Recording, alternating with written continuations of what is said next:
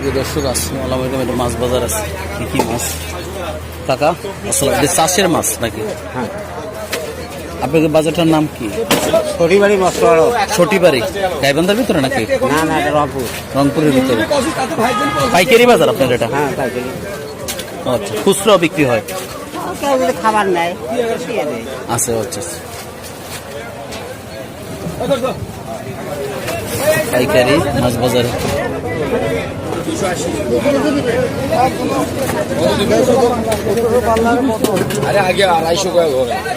পাইকারি বাজার। দাদা কত করে রেট পড়ছে এটা? 280 টাকা কেজি। আজকে 280 টাকা কেজি। এটা কি মাছ? মিরকা। চাষের মাছ না? এগুলো রেট পড়ছে কত দাদা? এটা 500 টাকা কেজি। এটা 500 টাকা কেজি। চাষের তো না? সঠিক পাইকারি। দাদা এটা রেট পড়ছে কত?